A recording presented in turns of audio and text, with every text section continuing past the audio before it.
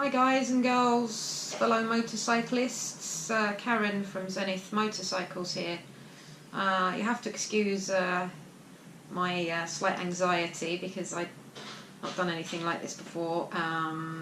Just thought I'd do a little vlog just to have a chat about a few things really with you and maybe start some discussions. First thing, please excuse the sound. The acoustics in the workshop here are absolutely terrible, plus we're open for business as well at the moment, so we've got the workshop downstairs clonking about and making noise, so just bear with me.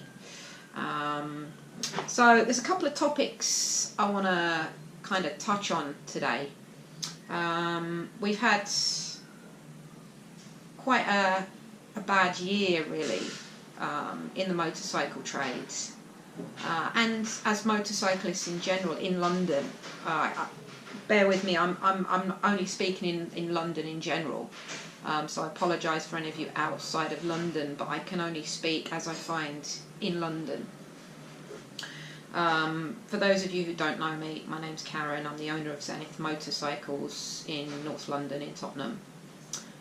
Been in the motorcycle industry many years, and I'm an avid biker and very passionate about my business and my customers, and basically motorcycling is my whole life. So I'm struggling this year really to find the right mind frame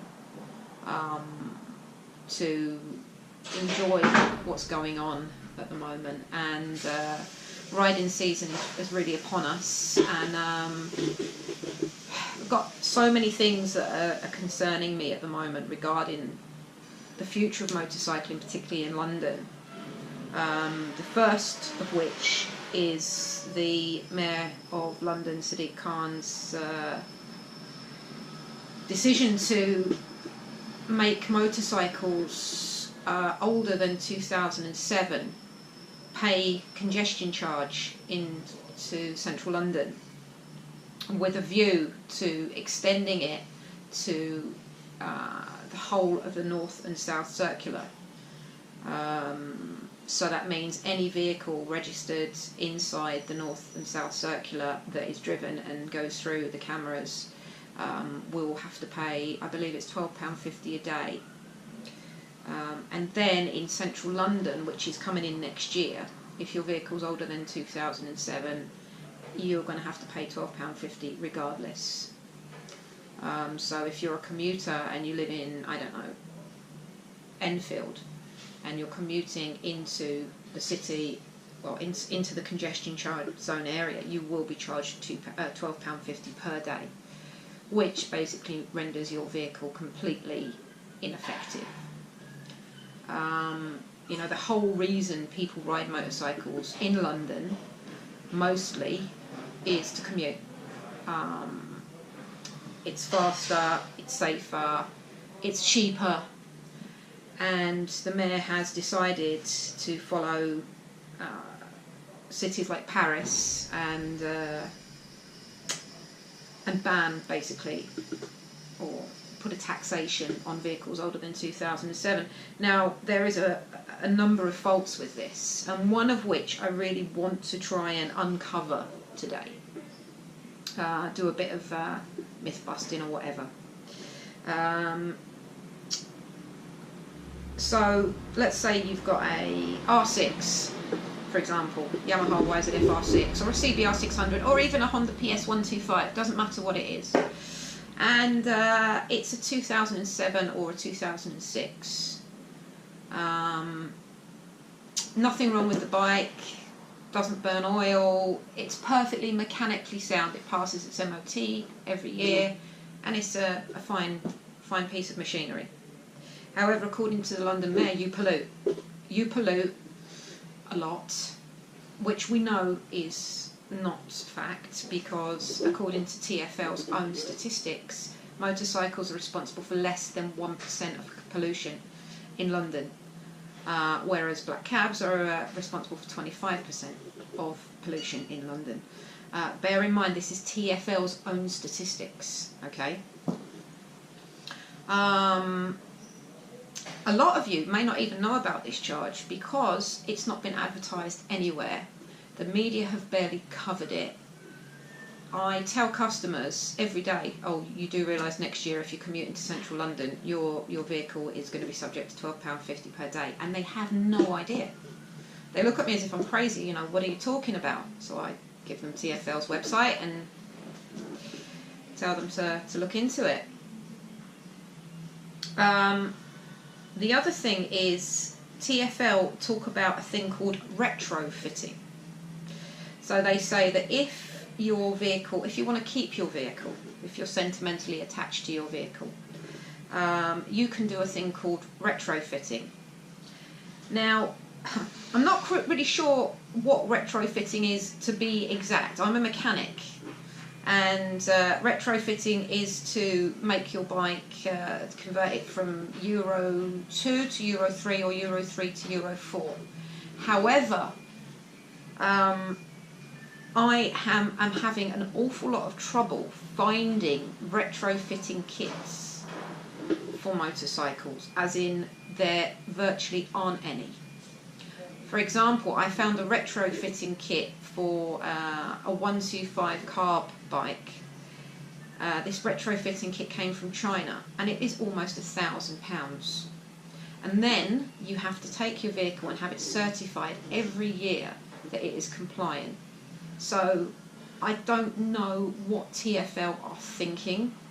I think it's completely insane. Basically, diesel engines can be retrofitted, and maybe some people that own fleets will be doing this. But certainly your average commuter will not do this, because they can't mostly afford it. Basically, I am convinced that this is a taxation on workers, on the working class, and even not on the working class. It's anybody that commutes and rides a motorcycle into central London. This is a tax. And it is potentially going to cause great transport poverty, and I'm quite horrified and disgusted at the way this is being dealt with. On average, I would say maybe 40 to 50% of my clientele have vehicles of this age, and it could potentially be devastating both for them and for people like me. Sadiq Khan obviously hasn't thought this one through. He's seen it go into force in places like Paris, like I say, and it's insane. Motorcycles do not really pollute. It's a thoughtless act, which I've got to the point now where I have to say something, because yes, I want to breathe clean air. I want to breathe great clean air, and I want my nephews and nieces to breathe clean air. But there are other issues to be dealt with before you tackle motorcycles, Mr. Khan. And the way you're dealing with this, it's very, very upsetting and very transportist, let's say. And I really would appeal to you to look at this issue. My other issue is the violence and the problems that we've been seeing on the streets of London regarding motorcycle thefts, scooter thefts. Let's just clarify one thing. A lot of this isn't just theft, it's robbery. It's armed robbery and assault. And this is another thing that Mr. Khan has completely ignored by pushing it onto vehicle manufacturers. Now let's just get one thing clear. Armed robbery isn't going to be cured by fitting a better immobiliser. Sorry about the noise, someone's just using the compressor.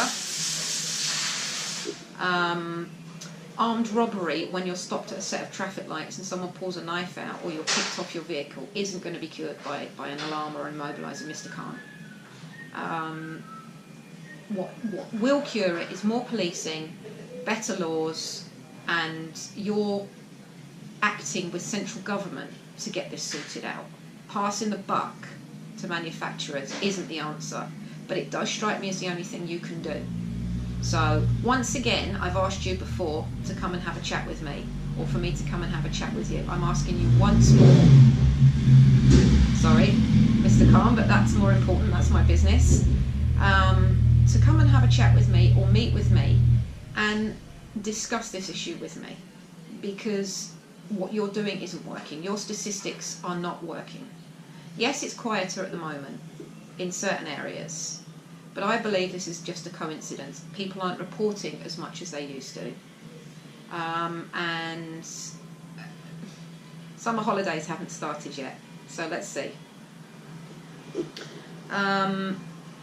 You know, these two things are having quite a big impact on motorcycling at the moment, and the negativity that the industry feels and riders feel as well, because we feel like we're being ignored, and we feel like we're being made a mockery of, and we feel powerless. And as a community, there is a very great community with motorcyclists, and it's just been completely ignored. And I'd like to sort of open up a discussion with you guys on YouTube or Facebook or whatever, and give me some feedback and tell me what you feel about all this. And let's see where this goes. Okay, guys. So I hope this has gone okay for you and it's not been too boring. Have a good day, guys, and look after yourselves, right?